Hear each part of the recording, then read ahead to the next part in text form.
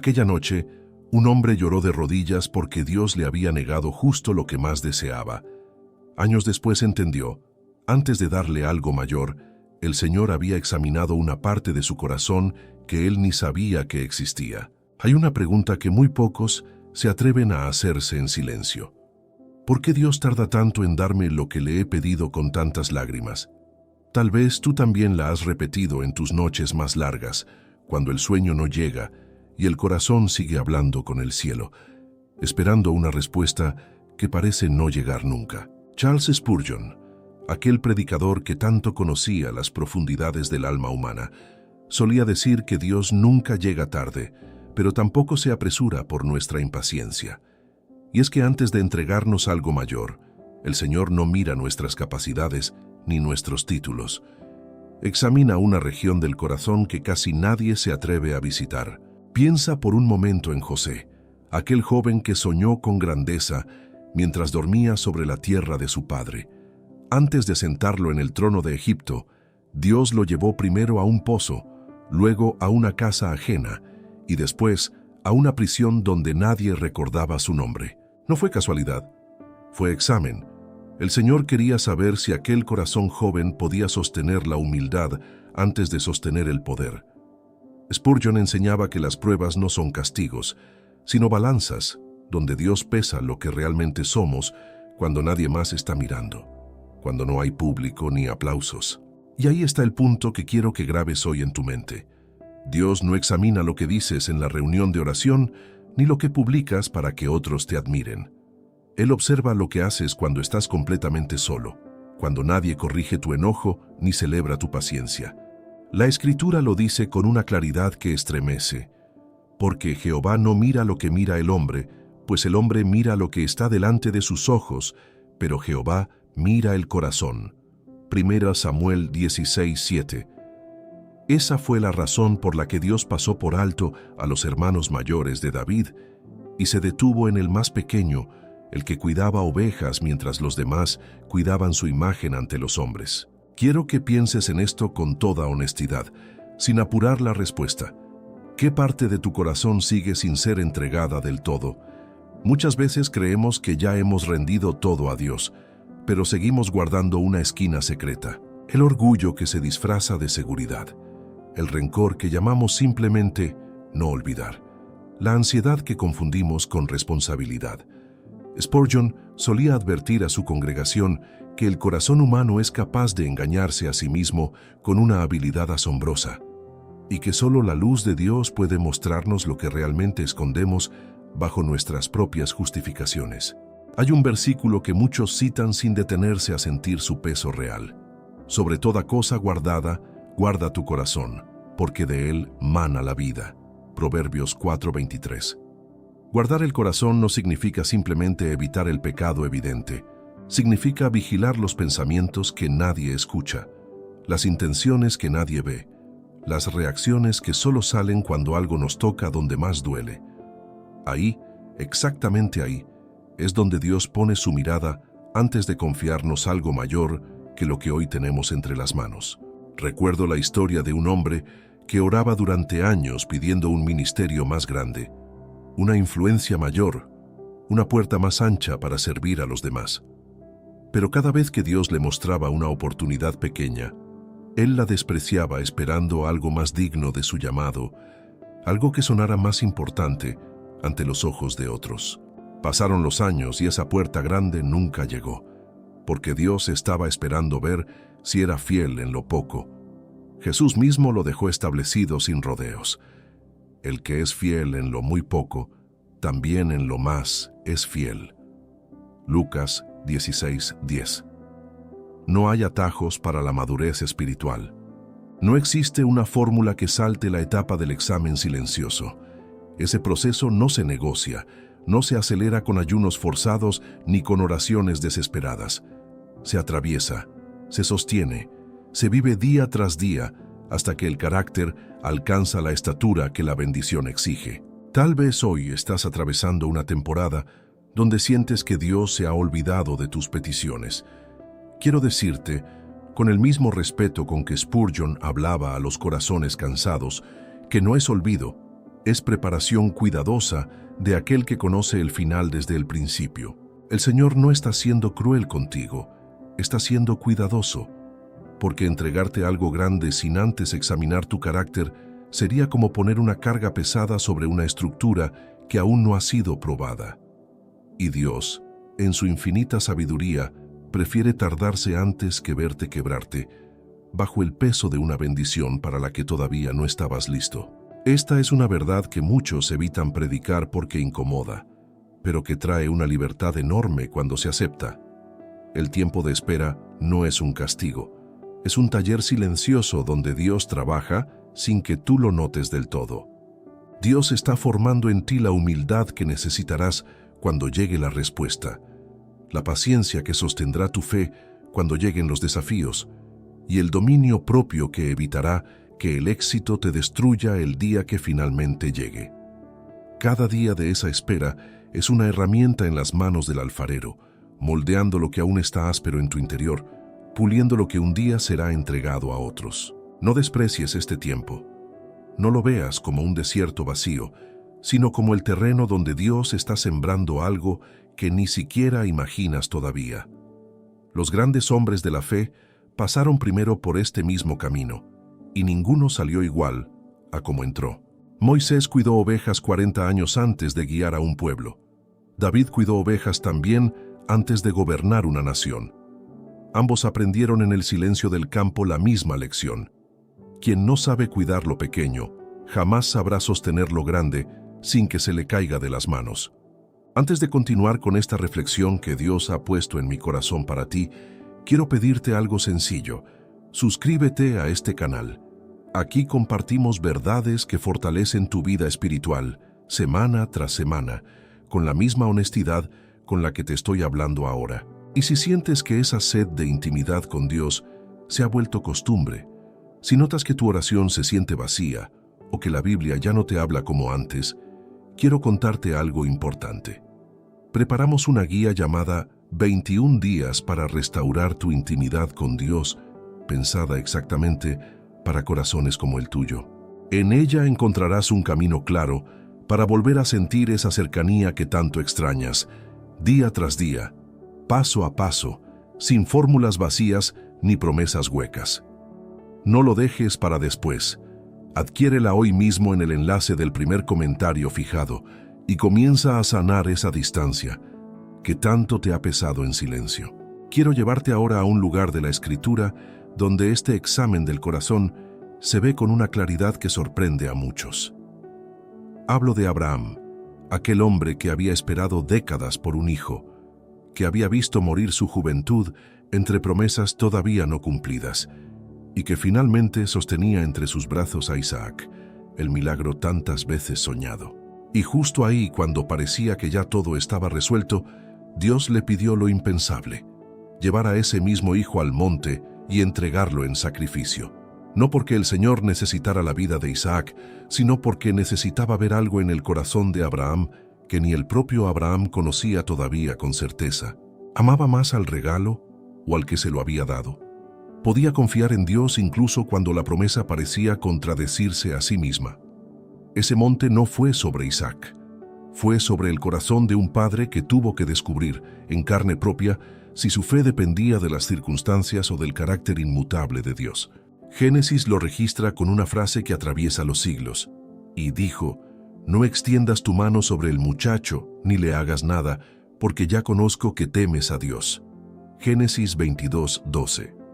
Ahí está la clave que muchos pasan por alto en esta historia tan conocida. Dios no dijo: «Ahora sé que tienes fe», ni «Ahora sé que eres obediente». Dijo: «Ahora conozco que me temes, que me reverencias por encima de todo lo demás, incluso por encima de lo que más amas en esta tierra». Ese temor santo, esa reverencia profunda, es exactamente lo que el Señor examina antes de entregarnos algo mayor. No busca esclavos que obedezcan por miedo al castigo, sino hijos que reverencien su carácter incluso cuando no entienden completamente sus caminos. Piensa en tu propia historia por un momento. ¿Cuántas veces has puesto tu confianza en la bendición misma más que en aquel que la entrega? Es fácil amar a Dios cuando todo funciona, cuando la salud está firme, cuando el trabajo es estable, cuando la familia camina en paz. La verdadera pregunta llega cuando algo de eso se tambalea. ¿Sigue tu corazón firme en Dios? ¿O solo estaba firme en lo que Dios te daba? Hay una diferencia enorme entre amar los regalos y amar al que regala. Muchos creyentes descubren esta verdad tarde, cuando una pérdida sacude sus cimientos y se dan cuenta de que su fe estaba edificada sobre arena, no sobre roca. Otros, en cambio, atraviesan ese mismo desierto y salen con raíces tan profundas que ninguna tormenta futura logra derribarlas. El salmista lo entendió con una madurez que hoy sigue hablando. ¿A quién tengo yo en los cielos sino a ti? Y fuera de ti nada deseo en la tierra. Salmos 73, 25. Esa fue la conclusión de un hombre que estuvo a punto de tropezar al ver prosperar a los que vivían lejos de Dios. Pero al entrar en el santuario, al ponerse en la presencia del Señor, entendió que ninguna posesión terrenal se comparaba con tener a Dios mismo como su porción. Ese es el corazón que Dios examina. Uno que puede decir con toda honestidad que preferiría tener a Dios sin nada, antes que tenerlo todo sin Dios. Y esta verdad no se aprende en un día de emoción espiritual pasajera. Se forja lentamente, en los días donde nadie aplaude tu fidelidad, en las noches donde sigues orando aunque la respuesta tarde en llegar. Hay una imagen que quiero que guardes contigo. Piensa en un orfebre trabajando el oro. No lo pone al fuego una sola vez ni por unos segundos. Lo somete al calor repetidas veces, observando con atención hasta que la escoria sube a la superficie y puede ser retirada. Solo entonces, cuando el metal refleja con claridad el rostro de quien lo observa, el orfebre sabe que su trabajo ha terminado. Así trabaja Dios contigo. Cada prueba, cada espera, cada momento donde sientes que el fuego arde más de lo que puedes soportar, es parte de ese mismo proceso. No es que Dios disfrute verte sufrir, es que conoce el valor de lo que está formando en ti y sabe que ese valor solo se revela a través del fuego, nunca a través de la comodidad. Recuerda también la historia de Job, un hombre íntegro que perdió en cuestión de días todo lo que había construido durante toda una vida. Sus riquezas, sus hijos, su salud, todo se derrumbó casi al mismo tiempo.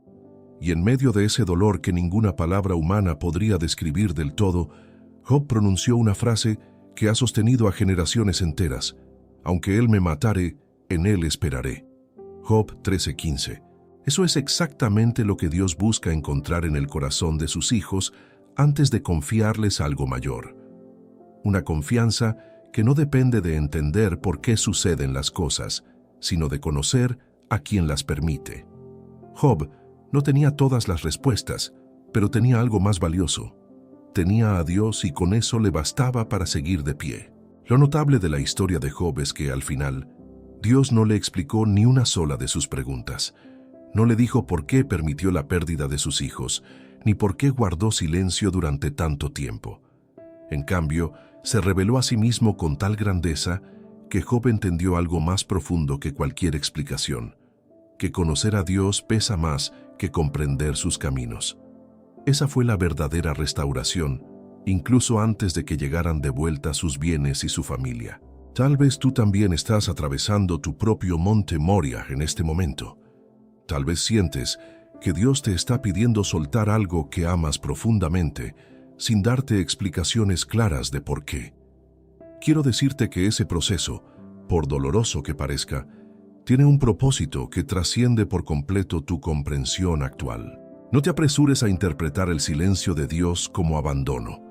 Muchas veces, ese silencio es simplemente el sonido del alfarero trabajando con manos cuidadosas, dando forma a algo que un día sostendrá mucho más peso del que hoy imaginas posible. Hay algo más que quiero que consideres. El examen de Dios nunca es cruel ni arbitrario.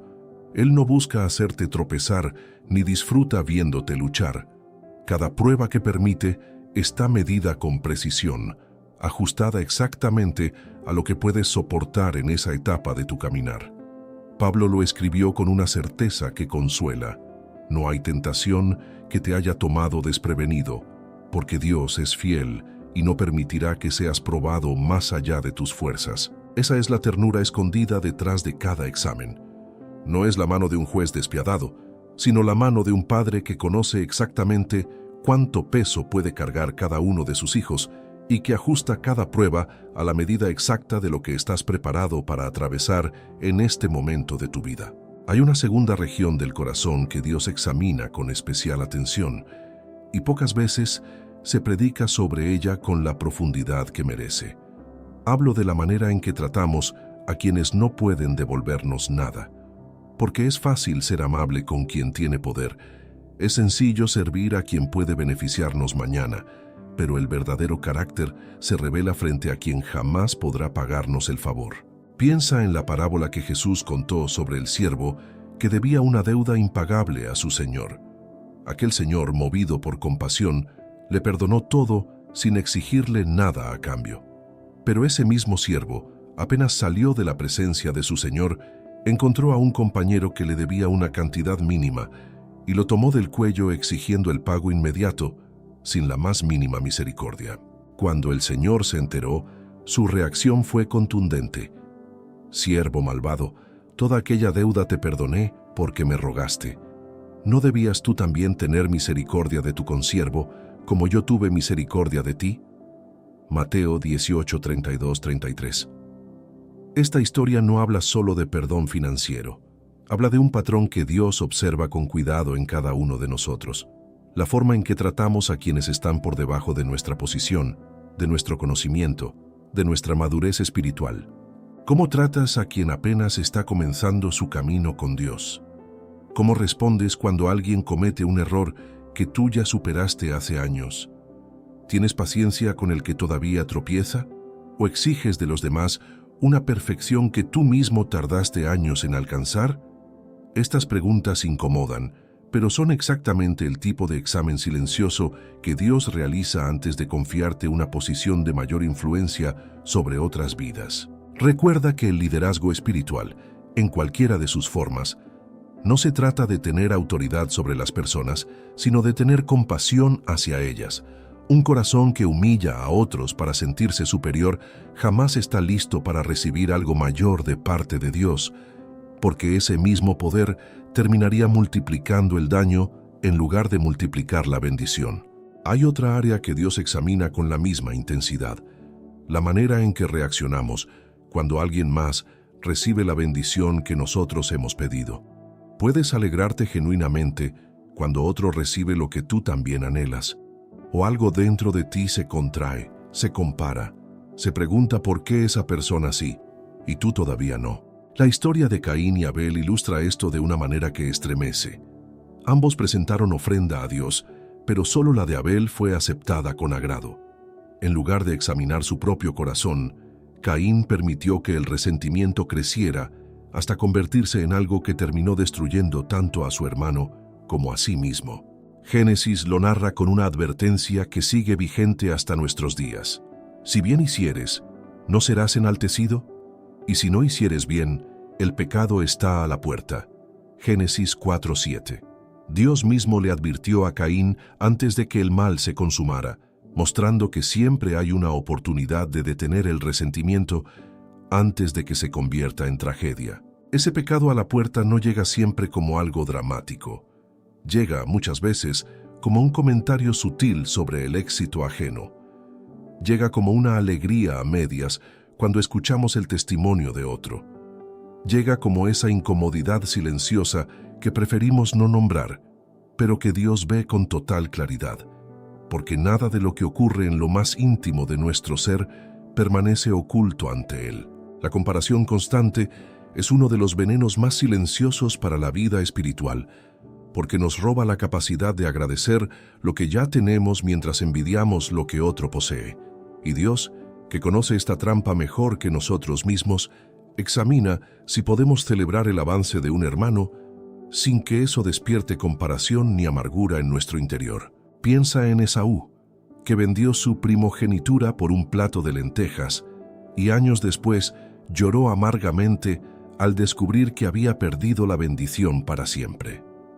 Su dolor no nacía solo de la pérdida, sino de ver a su hermano Jacob recibir aquello que él mismo había despreciado en un momento de impaciencia.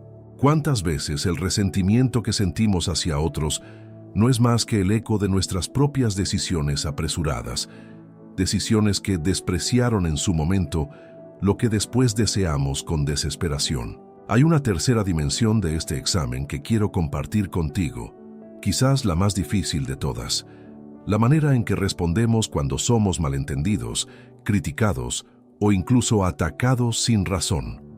José, aquel mismo joven que mencionamos antes, fue vendido por sus propios hermanos, acusado falsamente en Egipto y olvidado en la prisión por quien había prometido ayudarlo. Sin embargo, cuando finalmente tuvo el poder de vengarse de quienes lo dañaron, eligió el perdón.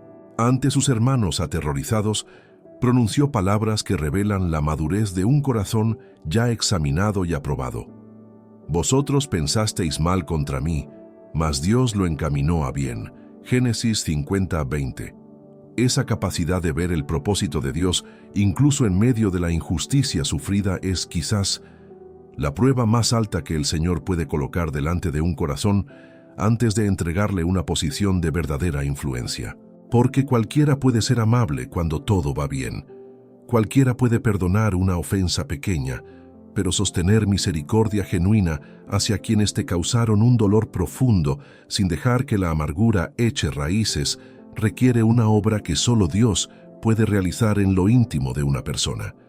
Y esa obra precisamente es la que Él busca completar antes de confiarte algo que impacte la vida de muchos más allá de la tuya propia. Piensa también en David, que tuvo en sus manos la oportunidad de matar al rey Saúl mientras éste dormía indefenso en una cueva, el mismo Saúl que lo perseguía sin descanso para quitarle la vida. David tuvo el arma, la oportunidad y el motivo, pero eligió no tocar al ungido de Dios. Confió en que el Señor mismo haría justicia en el tiempo correcto, sin necesidad de adelantarse ni de tomar venganza por su propia mano. Esa decisión, tomada en absoluta soledad, sin testigos que lo aplaudieran ni supieran jamás lo que había ocurrido dentro de esa cueva, fue parte del examen silencioso que lo preparó para el trono que años después finalmente ocuparía ante todo Israel. Detente un momento y examina con sinceridad estas tres áreas: cómo tratas a quien no puede devolverte nada, cómo respondes ante la bendición ajena y cómo procesas el dolor causado por otros. En estas tres regiones silenciosas del corazón se decide, muchas veces sin que lo notemos, si estamos listos para recibir aquello que tanto le hemos pedido a Dios en oración. Quiero hablarte ahora de una cuarta región del corazón que Dios examina con una precisión que sorprende, porque toca algo que muchas veces confundimos con virtud, cuando en realidad es una forma disfrazada de temor. Hablo de la obediencia parcial, esa costumbre tan sutil de decirle sí a Dios en lo que nos resulta cómodo y guardar silencio o simplemente postergar en aquello que nos exige más de lo que estamos dispuestos a entregar. El rey Saúl es quizás el ejemplo más claro de esta trampa. Dios le ordenó destruir por completo a los amalecitas y todo lo que les pertenecía, sin dejar nada. Saúl obedeció casi todo, pero guardó lo mejor del ganado y perdonó la vida del rey enemigo, justificando su decisión con razones que a primera vista sonaban incluso piadosas. Cuando el profeta Samuel lo confrontó, Saúl respondió que había guardado los animales para ofrecerlos en sacrificio a Dios. Parecía una excusa noble, casi religiosa. Pero Samuel respondió con una de las frases más contundentes de todo el Antiguo Testamento. Se complace Jehová tanto en los holocaustos y víctimas como en que se obedezca a las palabras de Jehová. Ciertamente el obedecer es mejor que los sacrificios. 1 Samuel 15:22. Ahí está el punto exacto que quiero que consideres hoy. La obediencia parcial se disfraza fácilmente de sabiduría, de prudencia, incluso de espiritualidad. Decimos cosas como, voy a esperar el momento correcto, o voy a hacerlo a mi manera, pero con la misma intención. Cuando en realidad estamos negociando con Dios los términos de nuestra obediencia, escogiendo qué partes de su instrucción nos convienen y cuáles preferimos ajustar a nuestra propia comprensión. Dios no examina solamente si obedecemos, sino cómo obedecemos. ¿Lo hacemos con todo el corazón o solamente hasta donde nos resulta conveniente? ¿Confiamos en su instrucción incluso cuando no entendemos completamente el propósito? ¿O solo avanzamos cuando la lógica humana nos convence primero? Esta es una de las áreas donde más creyentes se estancan sin siquiera notarlo, porque la desobediencia total es fácil de identificar, pero la obediencia a medias se esconde detrás de intenciones aparentemente buenas. Hay otra dimensión de esta misma prueba que quiero mencionar: la paciencia frente al tiempo de Dios. Saúl, en otra ocasión, no esperó la llegada de Samuel para ofrecer el sacrificio que solo un sacerdote debía presentar, y tomó ese papel por sí mismo, porque el tiempo se agotaba y el ejército comenzaba a dispersarse. La presión de las circunstancias lo llevó a adelantarse, a tomar en sus propias manos lo que le correspondía únicamente a Dios. ¿Cuántas veces hacemos exactamente lo mismo? Oramos pidiendo dirección, pero cuando la respuesta tarda más de lo esperado, decidimos avanzar por nuestra cuenta, convenciéndonos de que Dios entenderá nuestra urgencia. Sin embargo, la Escritura enseña algo diferente.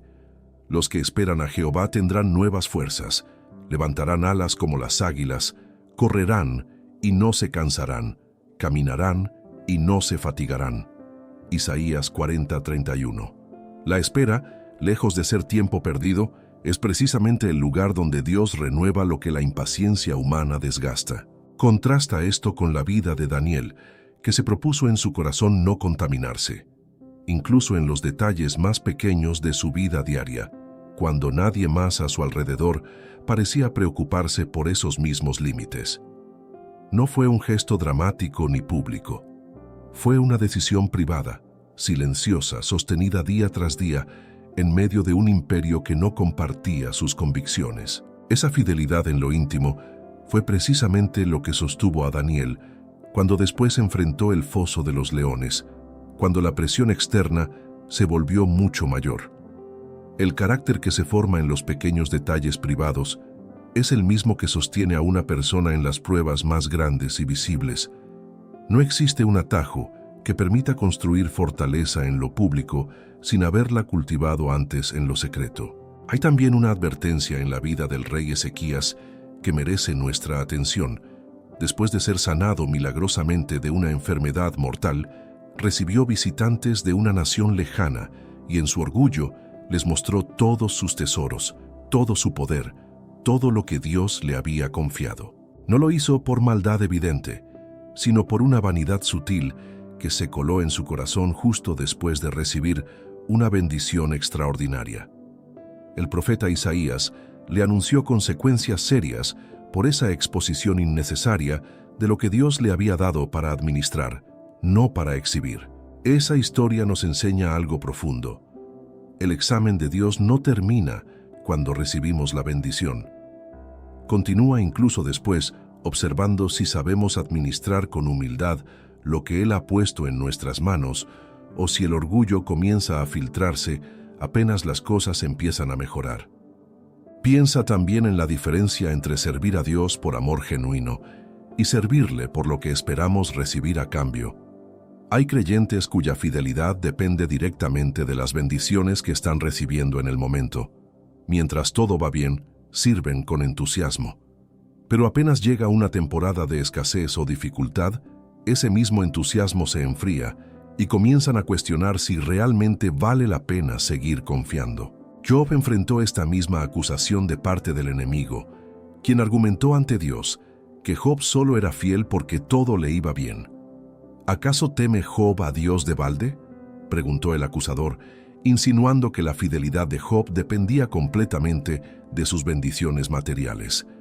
Dios permitió que esa fidelidad fuera examinada bajo la peor de las circunstancias, y Job demostró que su relación con Dios no dependía de lo que recibía, sino de quién era aquel a quien servía. Esa es, en el fondo, la esencia de todo este examen que hemos venido explorando.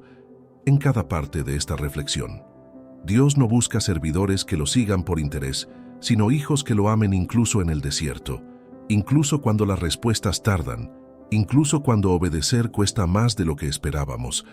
Ese tipo de corazón, forjado en la fidelidad silenciosa y probado en la espera paciente, es exactamente el que Dios finalmente confía con algo mayor de lo que jamás imaginó.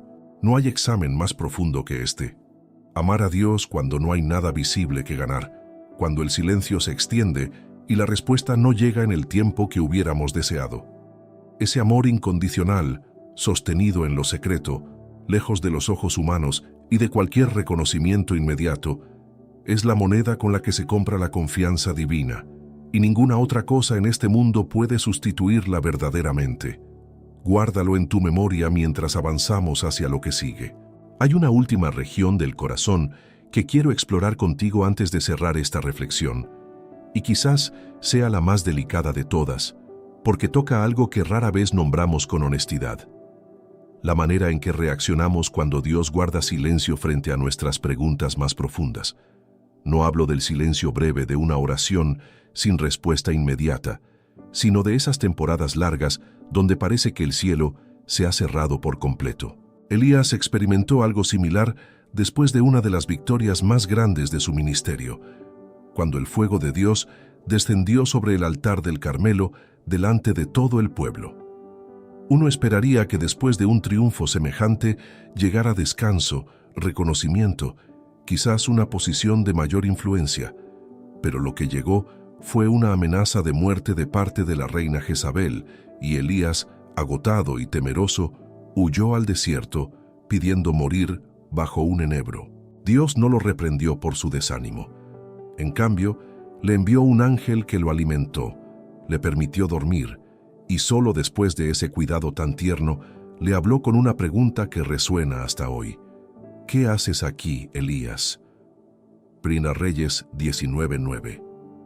No fue una pregunta de reproche, sino una invitación a examinar su propio corazón en medio del agotamiento espiritual que muchas veces sigue a los momentos de mayor victoria. Esta historia revela algo que pocos se atreven a admitir. Incluso los hombres más usados por Dios atraviesan temporadas de vacío, de cansancio profundo, de preguntas sin respuesta inmediata. Y en esos momentos, Dios no examina si tenemos todas las respuestas teológicas correctas, sino si seguimos buscándolo a Él, incluso cuando el desánimo intenta convencernos de rendirnos. El profeta Habacuc también atravesó esta misma prueba. Vivía en una época de injusticia y violencia, y clamaba a Dios preguntando por qué permitía tanto mal sin intervenir. La respuesta que recibió no fue inmediata ni sencilla, y de hecho anunciaba un juicio que parecía aún más difícil de comprender. Sin embargo, Habacuc terminó su libro con una de las declaraciones de fe más profundas de todas las Escrituras. Aunque la higuera no florezca, ni en las vides haya frutos, con todo, yo me alegraré en Jehová, y me gozaré en el Dios de mi salvación. Habacuc 3:17-18. Esa es la fe que Dios examina en esta última etapa. Una confianza que no depende de ver resultados inmediatos, ni de recibir explicaciones satisfactorias, sino que descansa completamente en el carácter de Dios, incluso cuando las circunstancias externas no ofrecen ningún motivo aparente para la esperanza. Piensa en cuántas veces hemos condicionado nuestra alegría a que las cosas salgan como esperamos. Nos alegramos cuando la respuesta llega rápido, cuando la sanidad se manifiesta pronto, cuando la provisión aparece justo a tiempo.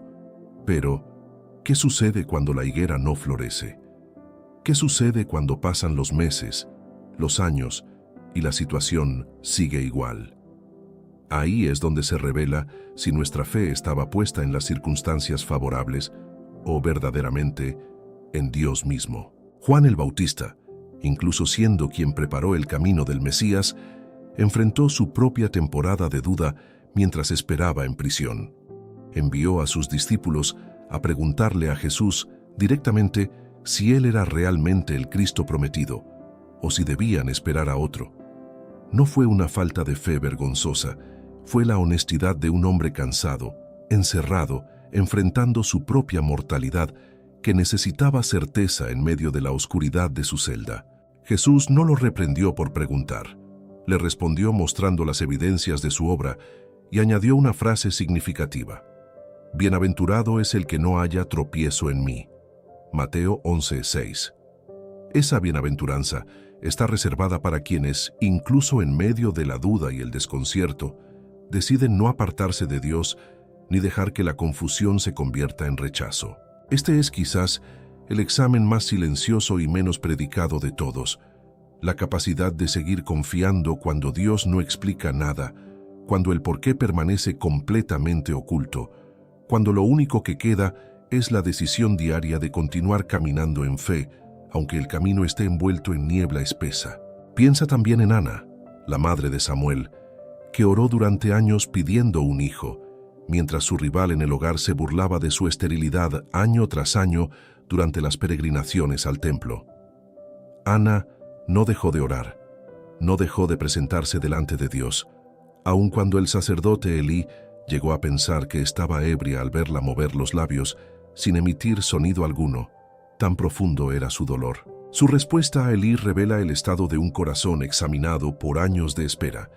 No he bebido vino ni sidra, sino que he derramado mi alma delante de Jehová. 1 Samuel 1:15. Esa perseverancia silenciosa, sostenida durante años sin garantía alguna de respuesta, fue precisamente lo que precedió al nacimiento de uno de los profetas más importantes de toda la historia de Israel. Y aquí quiero detenerme para hacerte una pregunta directa. ¿Qué haces tú cuando Dios guarda silencio? ¿Te alejas, te frustras, dejas de buscarlo? ¿O te acercas todavía más, confiando en que ese mismo silencio forma parte de un proceso que un día entenderás con total claridad? La respuesta a esta pregunta revela, más que cualquier otra cosa, el estado real de tu corazón delante de Dios. Todos estos exámenes que hemos recorrido juntos en esta reflexión, la humildad ante lo pequeño, la misericordia hacia quien no puede devolvernos nada, la obediencia completa incluso en lo que no comprendemos y la fe sostenida en medio del silencio, forman parte de un mismo proceso. Dios no está buscando perfección instantánea, sino un corazón dispuesto a ser moldeado, dispuesto a atravesar el fuego las veces que sean necesarias, hasta que finalmente refleje algo de su propio carácter. Ninguno de nosotros llega completo a este proceso. Todos vamos siendo transformados poco a poco, con paciencia, con caídas y levantadas, con temporadas de avance y otras de aparente retroceso. Y cuando ese corazón está listo, cuando ha pasado por cada una de estas pruebas silenciosas, sin perder la reverencia ni la esperanza, entonces, y solo entonces, Dios abre la puerta hacia aquello que durante tanto tiempo pareció estar cerrada. No hay prisa que pueda adelantar ese momento, ni impaciencia que logre forzarlo antes de tiempo. Cada corazón tiene su propio proceso, su propio ritmo de maduración delante de Dios, y comparar tu camino con el de otro solo añade una carga innecesaria a un proceso que ya de por sí requiere paciencia y entrega. Hoy exploramos las regiones silenciosas del corazón que Dios examina antes de confiarnos algo mayor. La humildad, la misericordia, la obediencia completa y la fe sostenida en el silencio. Nada de eso es casualidad. Todo forma parte de un proceso que un día entenderás con claridad. Gracias por acompañarnos hasta el final. Si esta reflexión tocó tu corazón, suscríbete a este canal, dale like, cuéntanos en los comentarios qué parte de tu corazón sientes que Dios está examinando hoy y quédate para los próximos videos. Y si sientes que tu intimidad con Dios necesita ser restaurada, no lo dejes para después.